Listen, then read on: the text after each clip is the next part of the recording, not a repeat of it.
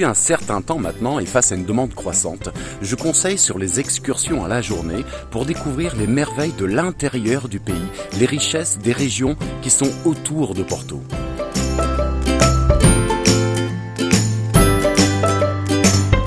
Donc j'ai cherché et trouvé un partenaire qui propose des excursions comme je les aime, rejoignant la philosophie des visites que j'essaie de réaliser sur Porto. Mais alors, pourquoi ce partenaire? Parce qu'il a 3 préoccupations centrales. La première est qu'ils ont un professionnalisme hors du commun. La qualité des explications fournies fait honneur au métier. La deuxième est que le rapport humain, l'échange, est le centre névralgique des excursions. D'ailleurs, ces dernières sont uniquement en français, pas de traduction ou de mélange de nationalités.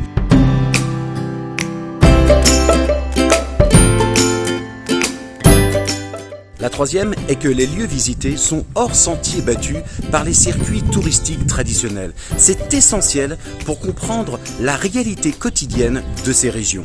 Toutefois, un 4e point vient de se greffer face à la situation sanitaire que nous traversons. Au-delà du fait que mon partenaire respecte toutes les règles d'hygiène en vigueur, il propose désormais que des visites privatives pour limiter les risques. Et croyez-moi, c'est loin d'être le cas pour toutes les agences. Mais aujourd'hui, je souhaite vous montrer un exemple d'excursion à la journée sur une des régions les plus visitées, la vallée du Douro. C'est normal, elle est juste magnifique. Je vais suivre mon partenaire qui va la faire découvrir à 2 de mes clients, et ce, dès le début de la journée. Sauf que là, j'y suis déjà et que c'est déjà le milieu de la journée.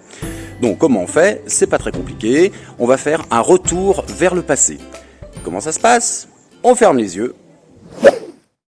Et voilà, nous revoilà 6 heures en arrière. C'est parti pour le début du tour. Donc les personnes qui vont profiter de ce tour sont là.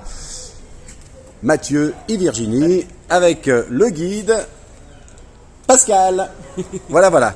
Donc c'est parti, il est 8h30 et donc on est parti pour un bon moment quand même là, je pense. Bon, en tout cas, je pense que ça va être une journée fort sympathique. C'est parti, allons-y, on a les masques. Le voyage entre Porto et la vallée du Douro et vous verrez, elle sera... On va la refaire. Donc c'est parti pour la première étape, le transfert entre Porto et la vallée du Douro. Et vous allez voir que durant ces petits 100 km, ça sera très explicatif avec une tonne d'informations très riches, très intéressantes. N'est-ce pas, monsieur Pascal? Exactement. Vous êtes prêt derrière? Oui, hein. Alors, elle dépense son énergie en hauteur et pas en profondeur. Regardez l'auteur d'elle, c'est toujours partout. Hein. C'est curieux. Hein. Alors, c'est pourquoi on a le vigno verde, le vin vert.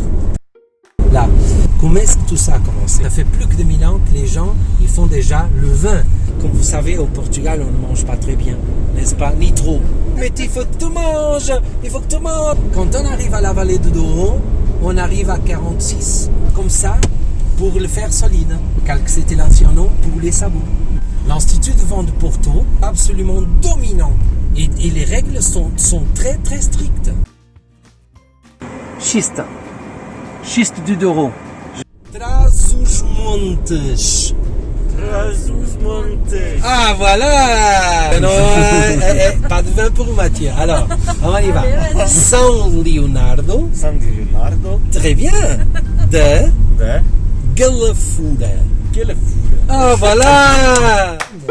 Toute cette région, c'est encore 80 km² hein, de région vinicole. Ah, c'est beau. Le grand problème, c'est le bruit. N'est-ce pas, oui. Beaucoup de bruit, c'est le stress, n'est-ce pas?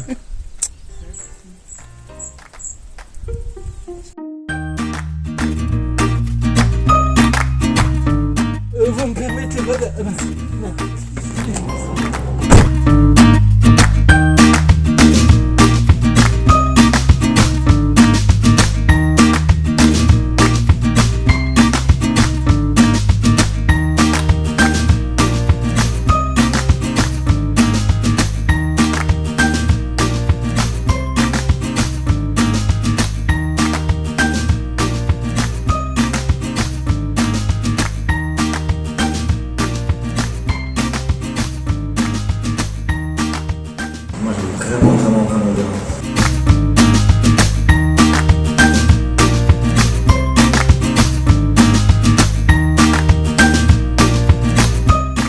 Bon, après cette bonne petite dégustation de vin de table et de Porto dans cette quinta, on peut le dire, exceptionnelle, franchement c'était super, et ben il est temps de se restaurer, donc on va au restaurant, ok?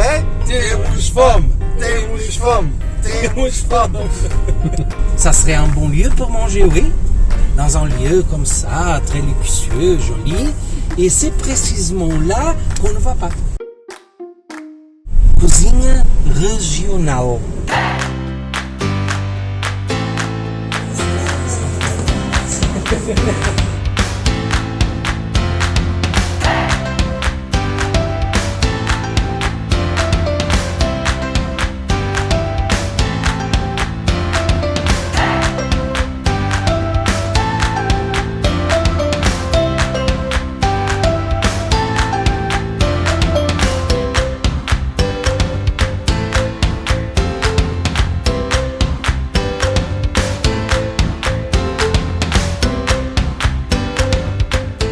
Santina, está tudo bem?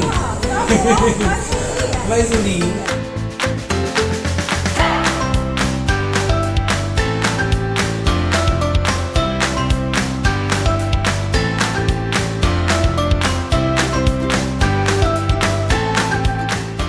Bon, maintenant on va faire un petit tour de bateau. Ok?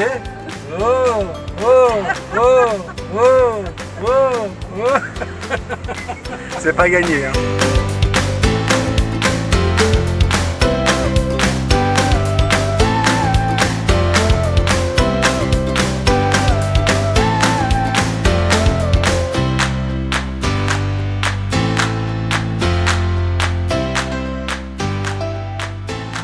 Bon, après cette petite balade en aviron, hein, on a bien sué dans ce bateau quand même. Petite balade, petite découverte dans un village perdu dans les falaises, n'importe où, il n'y a pas de falaise dans la vallée du Rhône. Non, il n'y a pas de falaise. Dans les collines de la vallée du Rhône. Allons-y.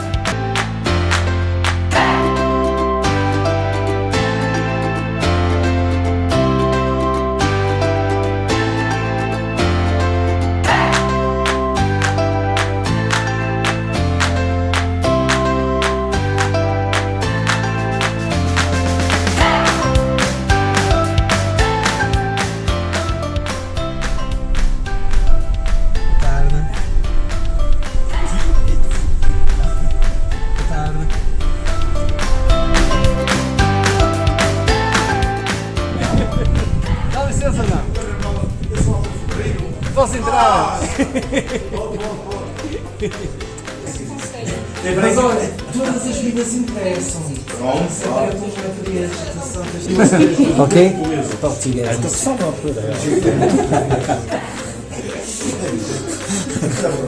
Et ça, c'est le vêtement d'hiver. C'est un vêtement, la veste et les pantalons, et les pantalons en paille. Moi, j'avais l'impression que vous irez adorer. Je savais que c'est mon endroit préféré. Oui, on l'utilise pour voir le vin au de l'eau. Attention, au de l'eau. Ok. Qu'il est là, qu'il n'utilise pas la cuisinière et qu'il ne soit pas des matériaux qu'on utilise.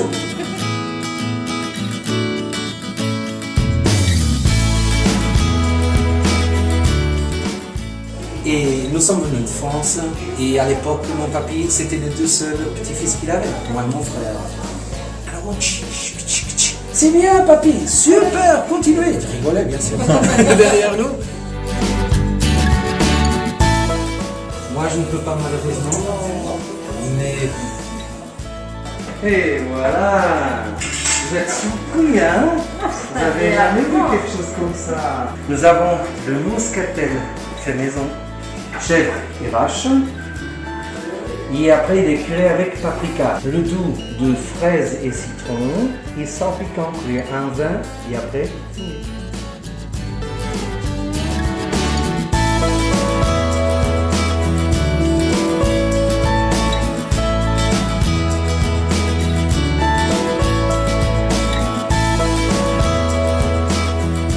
Voilà, la journée se finit, on sort de ce village qui restera quand même un bon souvenir également.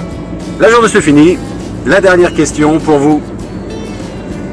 Qu'est-ce que vous avez trouvé? Enfin, qu'est-ce que vous en pensez de cette journée?